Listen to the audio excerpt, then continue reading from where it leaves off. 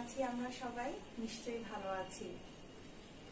এর আগে ক্লাসে আমরা আহ্বানের পুরো গল্পটা পড়েছিলাম। আমরা সবাই বাসায় পড়েছি তো গল্পটা কিন্তু আমাদের জন্য বেশ গুরুত্বপূর্ণ, কারণ এখান থেকে আমাদের সৃজনশীল প্রশ্ন আসে।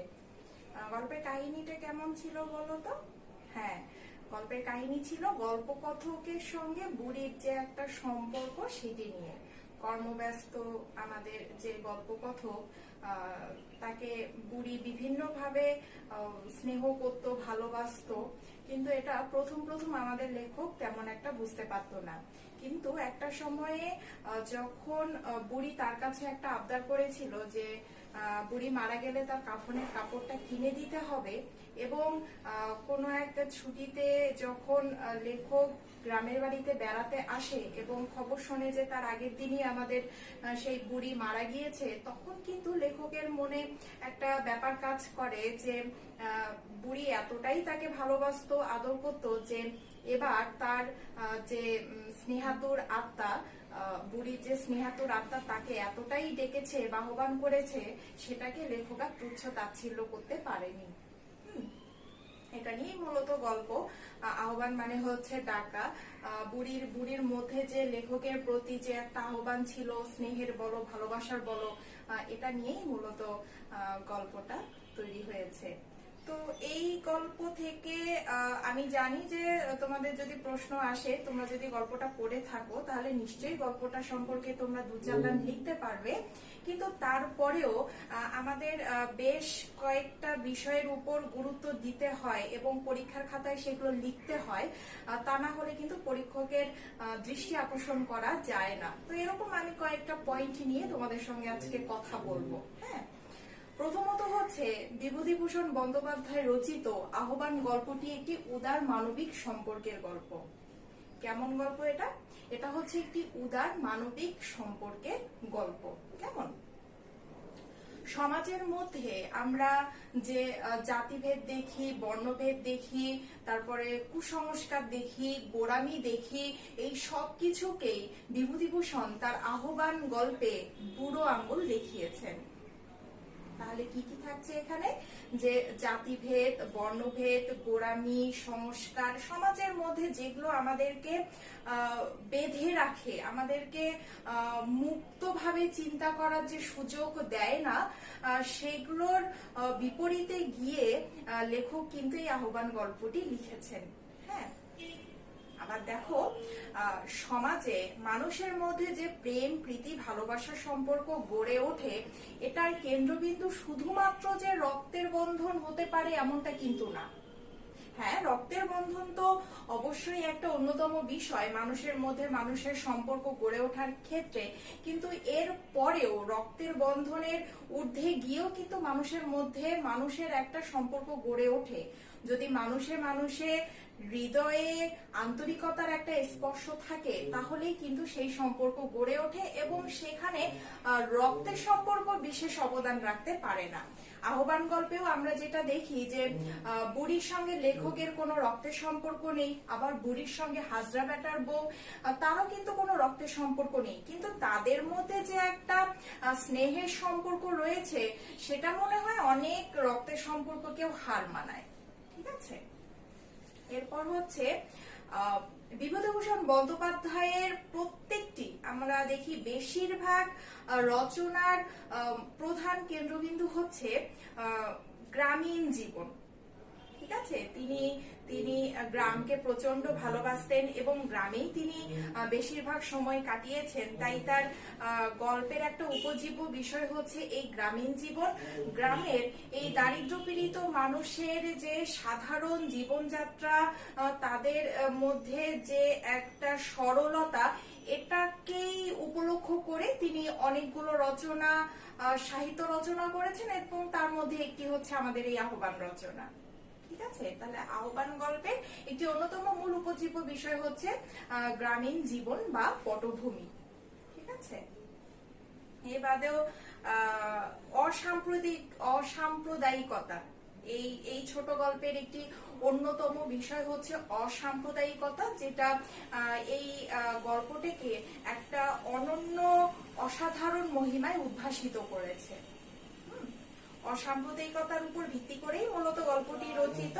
এবং কিভাবে অসাম্প্রদায়িকতাটাকে আমরা আমরা বুঝতে পারি সেটা কিন্তু এখানে লেখক বেশ ভালোভাবে আমাদের বুঝিয়েছেন। কারণ যে সময় বিভূতিভূষণ বন্দ্যোপাধ্যায় এই আহ্বান গল্পটি রচনা করেছিলেন তখন সমাজের মধ্যে কিন্তু কুসংস্কার গোড়ামি খুব আষ্টে পিষ্টে বেঁধেছিল এবং একটা শক্ত অবস্থানে ছিল। তো সেই জায়গায় তিনি একটা ব্রাহ্মণ পরিবারের সন্তান হয়ে মুসলিম নিম্নবিত্ত পরিবারের বুড়িকে নিয়ে যে একটা স্নেহাতুর সম্পর্ক, একটা বন্ধন তৈরি করেছেন, সেটা এই গল্পটিকে একটা অন্য মাত্রায় নিয়ে গিয়েছে। ঠিক আছে, তাহলে আমরা কি বললাম? আহ্বান একটি উদার মানবিক সম্পর্কের গল্প। রক্তের সম্পর্ক অপেক্ষা যে মানুষের মধ্যে হৃদয়ের আন্তরিকতার স্পর্শে যে সম্পর্ক গড়ে ওঠে, এটাও যে একটা অন্যতম বড় বিষয়, তা এই আহ্বান গল্পে ফুটে উঠেছে। আহ্বান গল্পের একটা অন্যতম মূল উপজীব্য বিষয় হচ্ছে গ্রামীণ জীবন, গ্রামের সাধারণ মানুষের সরলতা, তাদের জীবনযাত্রা, এটা আমরা আহ্বান গল্পে পাই। এবং সর্বশেষ হচ্ছে অসাম্প্রদায়িকতা।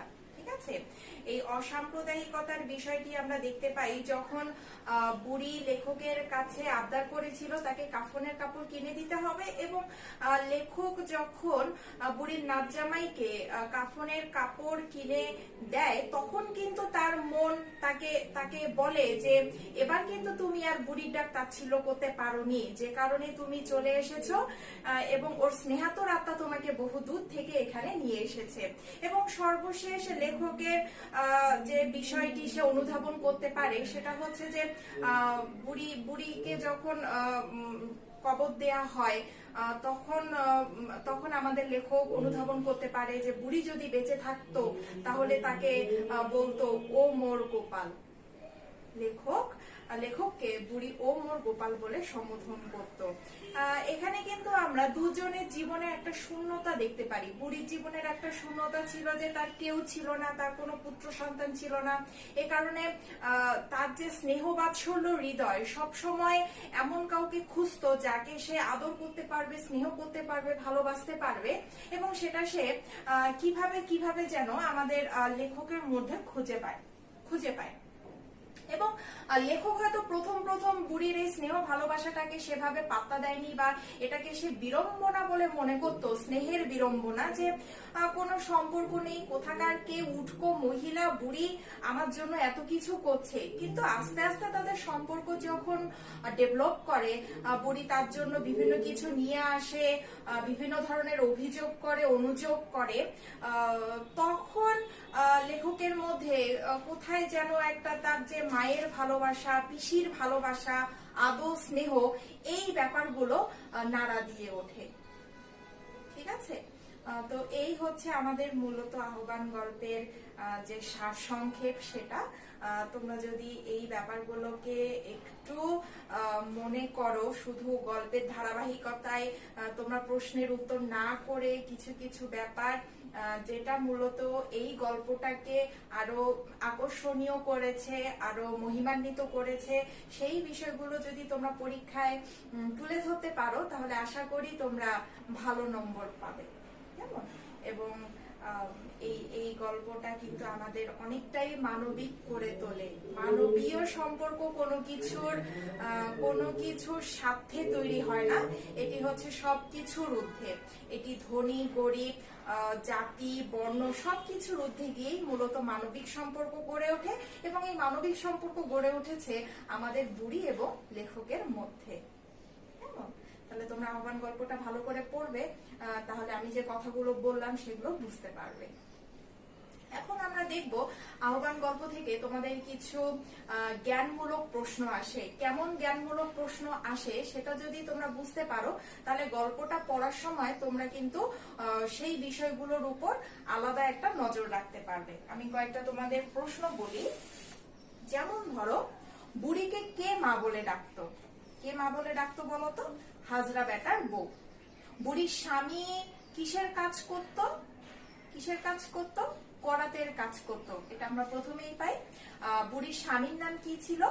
স্বামীর নাম ছিল জমির করাতি। কেমন?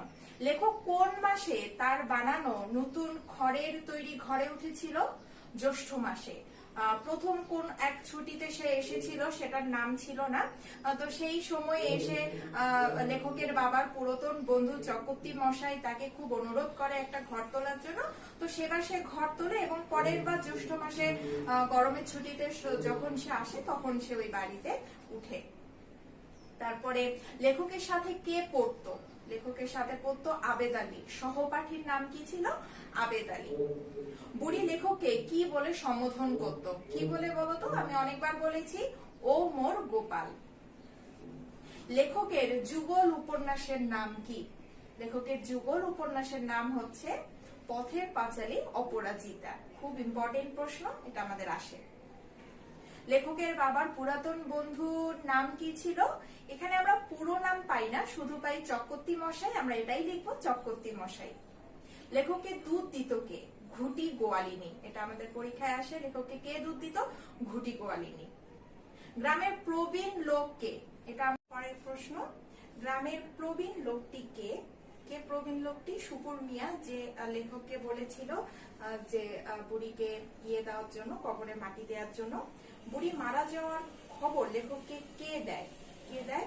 পশু সর্দারের স্ত্রী দিগম্বরী। বা এখানে আসে যে পশু সর্দারের স্ত্রীর নাম কি? দিগম্বরী। এছাড়াও ধরো প্রশ্ন আসতে পারে যে বুড়িকে কোথায় কবর দেওয়া হয়েছিল? প্রাচীন পিত্তিরাজ গাছের তলায়। তারপরে বুড়ি লেখকের জন্য কি বনে রেখেছিল? খেজুর পাতার চাটাই। তারপরে প্রশ্ন আসতে পারে যে বুড়ি বুড়ি এছাড়াও আসতে পারে যে লেখক কত সালে জন্মগ্রহণ করেন, কত সালে মৃত্যুবরণ করেন। 1894 সালে জন্ম, 1950-এ মৃত্যু। কোথায় মৃত্যুবরণ করেন? ঘাটশিলায়। কোথায় জন্মগ্রহণ করেন? মামার বাড়িতে। তো এগুলো যখন তোমরা পড়বে তখন অবশ্যই এগুলোর দিকে বিশেষ নজর দিবে। বা ধরো লেখক কতবার গ্রামে বেড়াতে আসে বা কতবার গ্রামে এসেছিল বুড়ি মারা যাওয়া অবধি? 4 বার গ্রামে এসেছিল। তো এগুলো পড়ার সময় খেয়াল রাখবে, কেমন? তাহলে আহ্বান গল্পটা আশা করি তোমরা বুঝতে পেরেছো। খুব ছোট একটা গল্প, বুড়ি ও লেখকের মধ্যে যে একটা স্নেহের সম্পর্ক, মূলত এটি নিয়েই গল্পটি রচিত। আহ্বান মানে হচ্ছে ডাক, আ ও ভান, এটার উচ্চারণ হচ্ছে আ ও ভান, কেমন? বুড়ি বুড়ি বুড়ি এমন ভাবে আমাদের লেখককে ডেকেছিল যে তার ডাক আমাদের লেখক আর তুচ্ছ তাচ্ছিল্য করতে পারেনি। হ্যাঁ, সে এক সময় বলেই ফেলে যে ওর স্নেহাতুর আত্মা আমাকে বহুদূর থেকে ডেকে এনেছে, ওর ডাক এবার আর আমি তুচ্ছ তাচ্ছিল্য করতে পারিনি, এরকম কথা আমাদের লেখক বলেছে। তো যেহেতু এটা একটা মোস্ট ইম্পর্টেন্ট গল্প, তাই এটা তোমরা এমন ভাবে পড়বে যেন ভুলে না যাও। মোটামুটি 2-3 বার পড়লেই এটা তোমরা সুন্দরভাবে তোমাদের মাথায় গেঁথে যাবে। এবং যে বিষয়গুলো বললাম, উদার মানবিক সম্পর্কের গল্প, অসাম্প্রদায়িকতা, জাতিভেদ বর্ণভেদের উপরে গিয়ে যে সম্পর্কটার একটা অনন্য মাত্রা পাওয়া বা গল্পটার একটা অনন্য মাত্রা পাওয়া, গ্রামীণ জীবনের পটভূমি, এই বিষয়গুলো তোমরা পরীক্ষায় অবশ্যই ফুটিয়ে তুলবে। তাহলে কিন্তু পরীক্ষক একটু আলাদাভাবে তোমার খাতাটা মূল্যায়ন করবে। ঠিক আছে? তো আজকে এই অবধি। সবাই ভালো থাকবে, সুস্থ থাকবে। আবারও ভালো করে আহ্বান গল্পটা পড়বে। নেক্সট ক্লাসে আমরা নতুন কোনো টপিক নিয়ে কথা বলবো, কেমন? সেই অবধি ভালো থাকো, সুস্থ থাকো। ধন্যবাদ।